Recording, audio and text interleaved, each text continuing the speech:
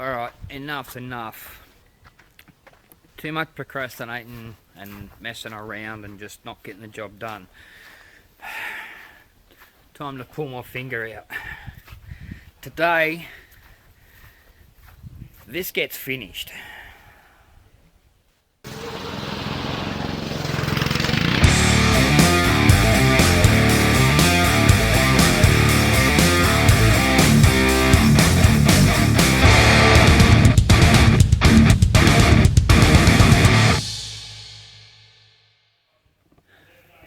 And if you don't know what I'm talking about, this is my 2002 Toyota Echo, and for the last month I've been refitting the factory mechanical hatch release with an electric version, and this is how it sits right now. All the parts are sitting in on my bench, and I can't drive it because, well, I'll take it anywhere. Anyone could just walk up and do that and they're in the car. Realistically, there's not a lot to do. All I have to do is permanently mount this solenoid, permanently mount the other solenoid after I put a spring on the shaft, finish welding up the cover plate, and run a wire from the front down the side, up into the tail, up into the gate hatch, and connect it. That's it. Not a lot of work. So let's get into it. And if this is your first time here, welcome to the channel. I hope I can teach you something. You like what you see, and consider subscribing. Oh, and make sure you check out some of the other videos in this series. Now, the number one headache in this whole build has been this cover plate, because I'm fastidious about not modifying existing parts. Meaning that it's okay to remove the entire lock mechanism from this little handle, but I don't want to cut or change this handle in any way. That kind of limits me, because that's the new cover plate to replace this big chunky lock. The whole point of doing this. Now, as you can see, once I have a momentary switch in there, doesn't leave a lot of room up the top. The problem with that is that this little notch needs to go just about there. Now, I've tried a couple of different methods, including welding a piece between this notch and the cover plate, but then that got in the way of the retaining nut. That needs to be in there. So this time I'm going to try something else. I'm going to weld the retaining nut to the backing plate, and even if that's secured, welded onto there, I can still get the switch in and out. A bit of Loctite on the thread will make sure it doesn't undo itself, but to me, with everything considered, everything done, that's going to be the easiest way, because, well, as you can see, I've got very little room to work this notch in here, and that absolutely needs to be in there. That's what retains the top end of the plate. And just having the bolt in the bottom, each time you press the button, you're putting pressure on the top end of the plate, and that's eventually it's gonna wear loose. So this absolutely needs to be there. So first thing is to figure out how to weld that on without damaging the switch. Bad news. Looks like I messed up big time on that. Now, I've been checking it, I've been looking at it. It doesn't look like brass, but the fact that there's brass there, I have to assume it is brass. So it looks like I messed up big time on that. I'm not going to let that stop me. I'm going to have to do a temporary fix, but then I know that if and when I get another one of these, I'm not going to weld it into place. I'm going to have to either solder it or braze it into place. In the meantime, as you saw earlier, if that bolt is in there, it's still solid enough where you can push it. The big issue now is there's nothing to hold that, because that just, I mean, the threads are that messed up, that absolutely will not go in. It'll go in about 2 turns, and then it just locks up there, and I can't get it to go any further. Those threads are really jacked up. So unless I can clean those threads to a point where I can loosely screw that in, which I will work on,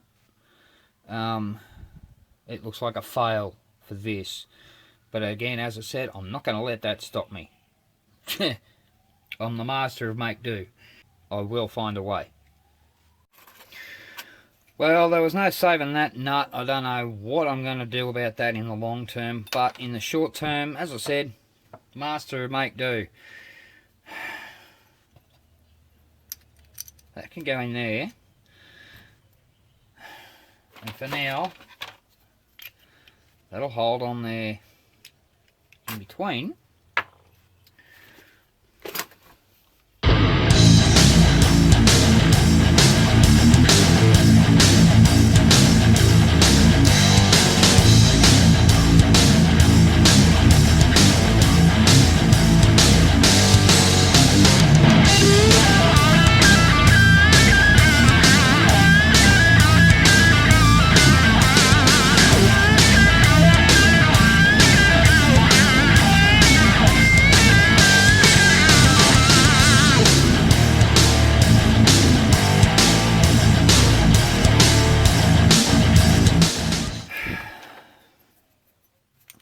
Put the switch in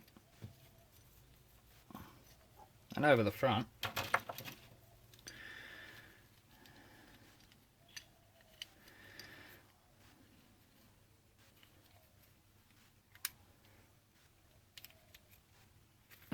Get in there.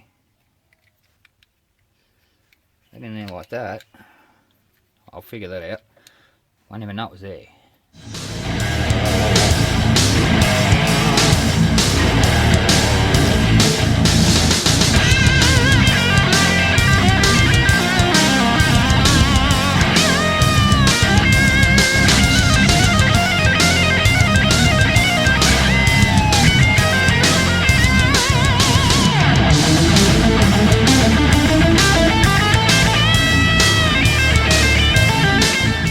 Now I've cleaned that surface, I'm just going to pop it back on there, because that's not right. Need to do a bit more fine trimming. But I also need to mark that area there so I know where not to glue.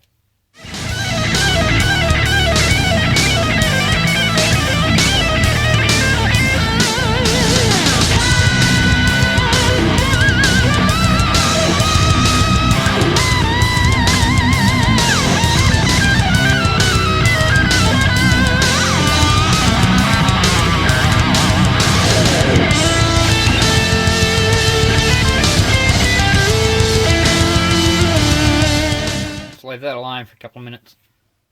Okay, it's been sitting for a little bit, long enough for me to lose the switch. There it is. Alright, pop that in there, that over the top,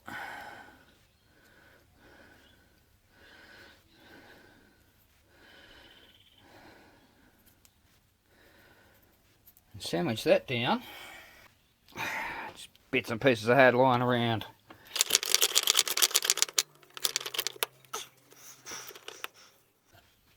There we go.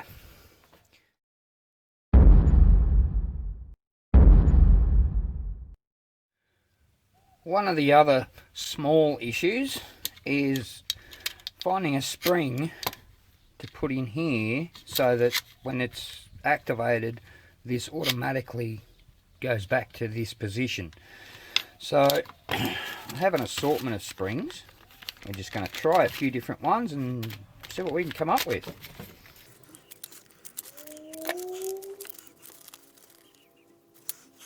Let's start by looking at our length.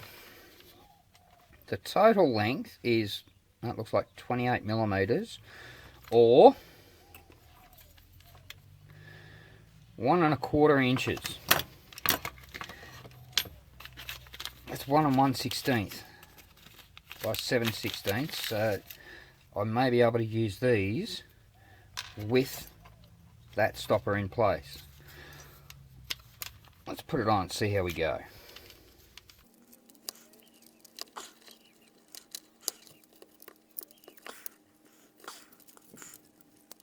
Alright, well there's the first red flag. I can't even start that on the shaft, so that may be a bit heavy.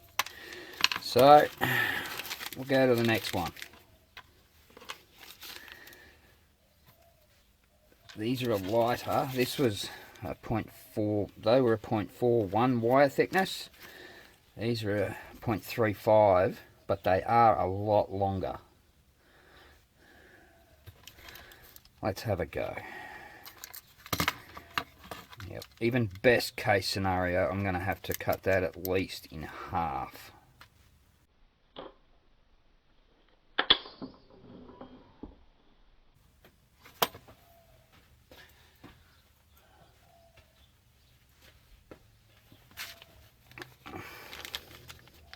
So let's just leave them for now. Let's go to the third one, a 7/16. Again, it's a very long spring, but it's a very small, very thin wire thickness. So again, I may have to cut it down. Let's see what happens. Let's have a look at our compressed length.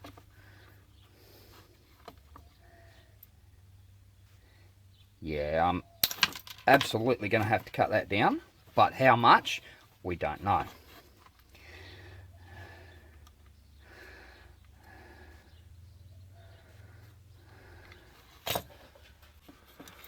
Let's put just a little bit of tension on it. Whoop.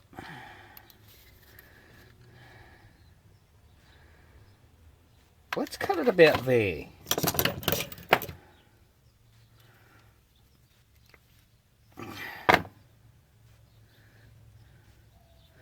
Only a couple of bucks a piece, so I'm not that worried about it. That's actually going to make it easier for us to wind it on.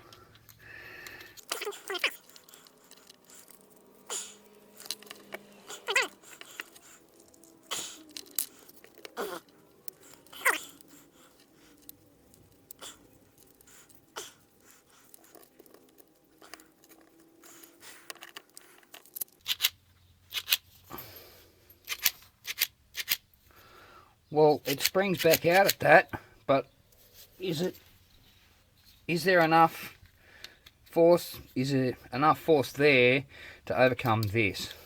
Let's hook it up to the booster and find out. Okay, now if I remember, I need blue to negative.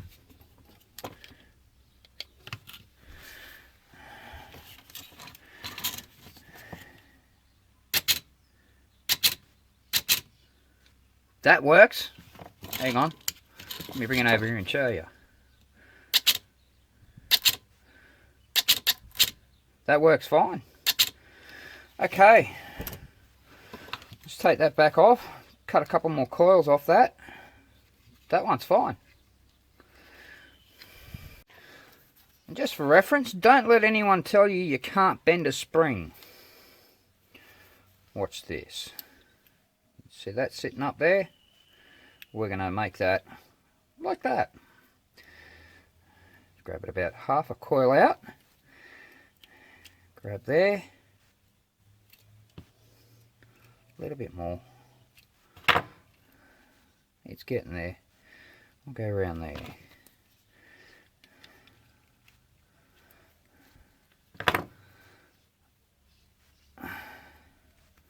There we go. Once that's on there and in place, you'll never know the difference. Now it's right on there. Let's try that again.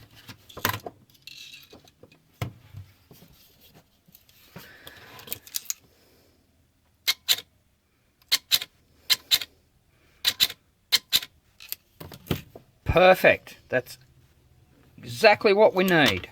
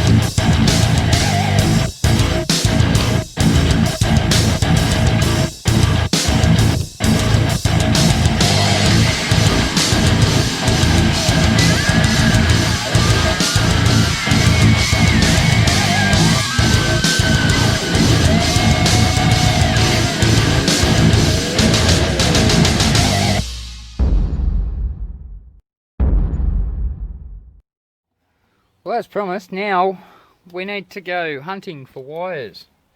I'm not liking my chances, but I'll check out all these, and as I said, I don't like my chances. I'm pretty sure none of them are going to be constant power, because there's nothing up this end of the car that requires constant power. About the only thing is, well, the brake lights, but you don't want to be having to hold your foot on the brake while you open the boot. So I think what I'm going to end up having to do is run a wire all the way from the fuse block at the front up into here. Got the wire to do it. I'm thinking that's going to be the easiest course of action. Well, I've just spent 20 minutes going through my bucket of wire. That is the longest wire I have. That measures out at about just on 4 metres. How much do I need? About 4.5.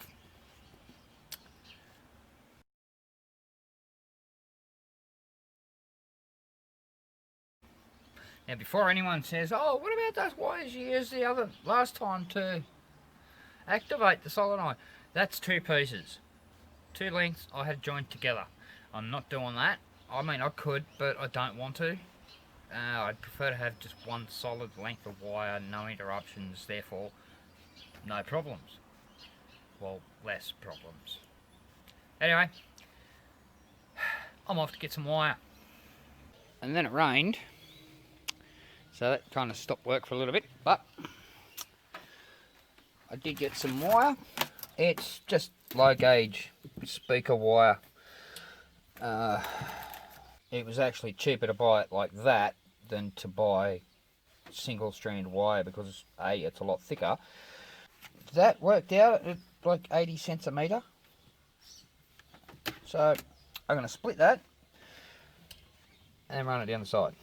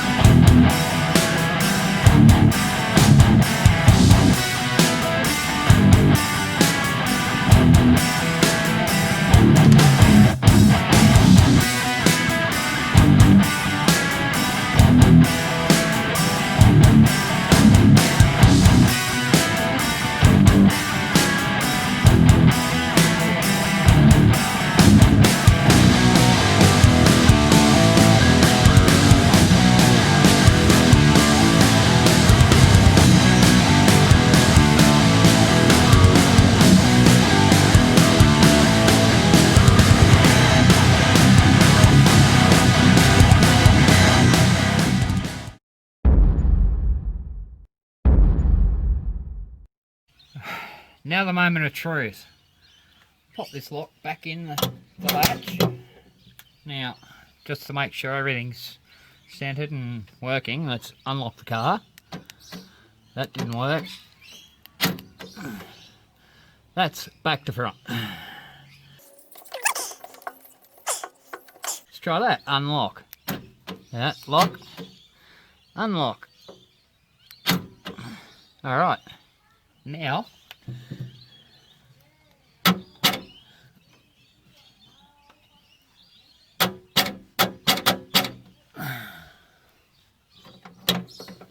that's weird.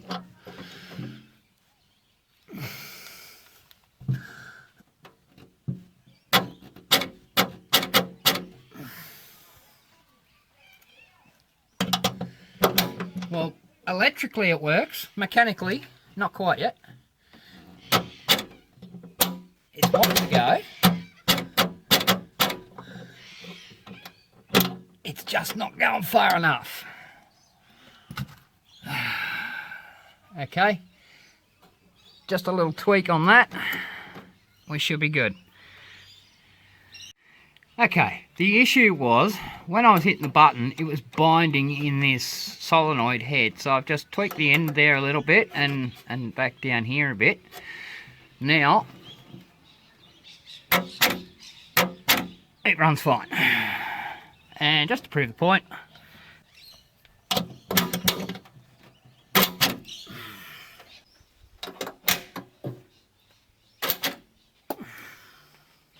success! And that's what it looks like on the outside.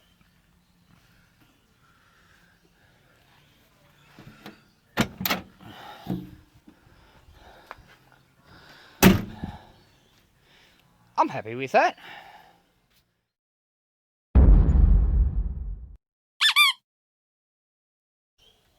Well, another one done.